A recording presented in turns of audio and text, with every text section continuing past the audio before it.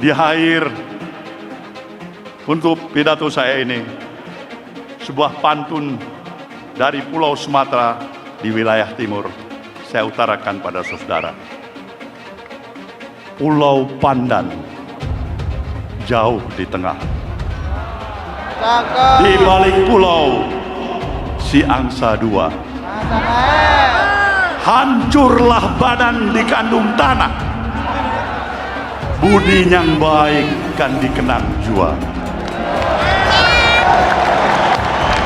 Karena itu dalam perjuangan ini memang ada indikatornya, dapat suara. Siapkah untuk menjangkau dan meraih suara sebanyak-banyaknya? Pegang ini sebagai prinsip bahwa kita bukan sekedar mencari suara, kita bawa misi. Bawa misi. Untuk misi itu bisa terlaksana, kita membutuhkan suara. Untuk misi bisa terlaksana, kita membutuhkan kekuatan. Pegang itu erat-erat.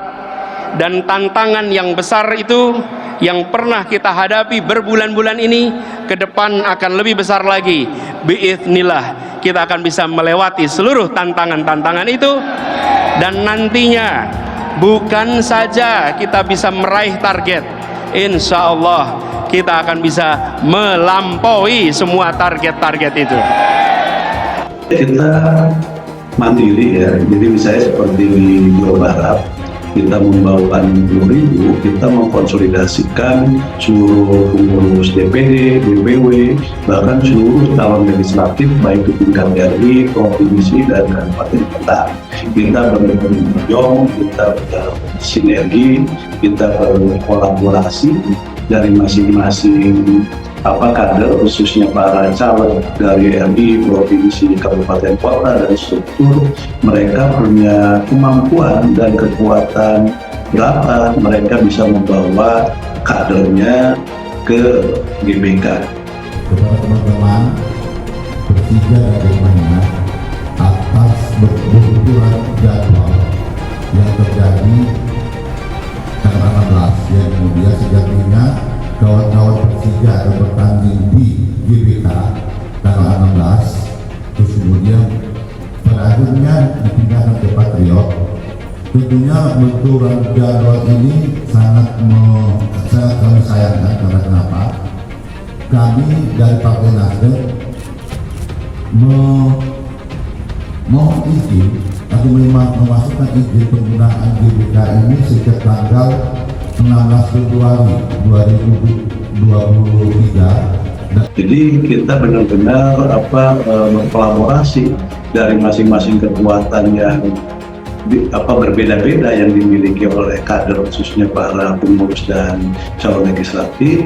Itu kita coba kolaborasikan, kita sinergikan, itu menjadi kekuatan kolektif. Bisa saya contohkan, ada kader yang sanggup cuma membawa 10 orang, ada yang membawa 25, tapi ada juga kader yang bisa membawa 2.000. Jadi, ketika disatukan, itu kan menjadi kekuatan yang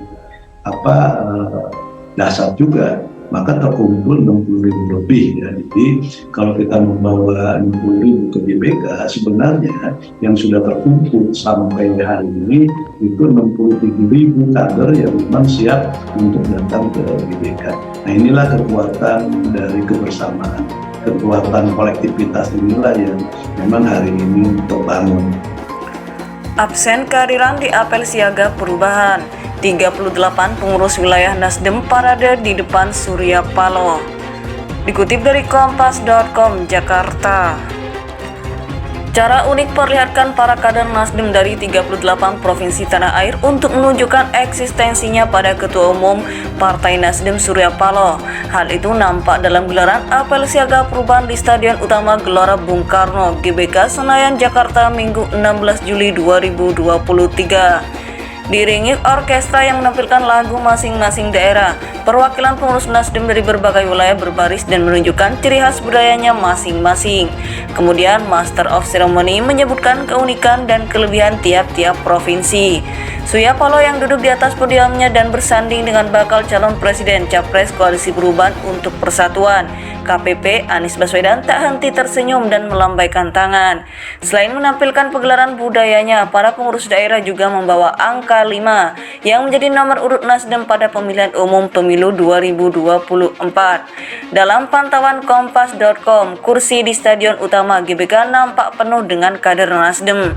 Selain itu, hadir juga Ketua Umum Partai Demokrat Agus Harimurti Yudhoyono, AHY beserta sejumlah pengurus DPP Partai Demokrat. Kemudian Presiden Partai Keadilan Sejahtera PKS Ahmad Saihu beserta elit PKS. Sebelumnya, Wakil Ketua Umum Partai Nasdem Ahmad Ali mengklaim gelaran tersebut bakal dihadiri oleh 180.000 kader dan simpatisan. Sementara itu, Ketua DPP Partai Nasdem Sugeng Suparwoto mengungkapkan, apel siaga perubahan merupakan langkah Surya Paloh mengecek kesiapan kadernya menghadapi kontestasi elektoral mendatang. Apel siaga perubahan bakal diisi orasi politik dari Surya Paloh dan Anies Baswedan. Namun, Anies Baswedan dikatakan tidak akan mengumumkan bakal calon wakil presiden Capres dalam apel siaga perubahan. Cara unik perlihatkan para kader Nasdem dari 38 provinsi tanah air untuk menunjukkan eksistensinya pada Ketua Umum Partai Nasdem Surya Paloh. Hal itu nampak dalam gelaran apel siaga perubahan di Stadion Utama Gelora Bung Karno, GBK Senayan, Jakarta, Minggu 16 Juli 2023. Diiringi orkestra yang menampilkan lagu masing-masing daerah, perwakilan pengurus Nasdem dari berbagai wilayah berbaris dan menunjukkan ciri khas budayanya masing-masing. Kemudian Master of Ceremony menyebutkan keunikan dan kelebihan tiap-tiap provinsi. Surya Paloh yang duduk di atas podiumnya dan bersanding dengan bakal calon presiden Capres Koalisi Perubahan untuk Persatuan KPP Anies Baswedan tak henti tersenyum dan melambaikan tangan. Selain menampilkan pegelaran budayanya, para pengurus daerah juga membawa angka 5 yang menjadi nomor urut Nasdem pada pemilihan umum pemilu 2024. Kemudian Presiden Partai Keadilan Sejahtera PKS Ahmad Saihu beserta elit PKS. Sebelumnya, Wakil Ketua Umum Partai Nasdem Ahmad Ali mengklaim gelaran tersebut bakal dihadiri oleh 180.000 kader dan simpatisan. Sementara itu, Ketua DPP Partai Nasdem Sugeng Suparwoto mengungkapkan, apel siaga perubahan merupakan langkah Surya Paloh mengecek kesiapan kadernya menghadapi kontestasi elektoral mendatang. Apel siaga perubahan bakal diisi orasi politik dari Surya Paloh dan Anies Baswedan. Namun, Anies Baswedan dikatakan tidak akan mengumumkan bakal calon wakil presiden Capres dalam apel siaga perubahan.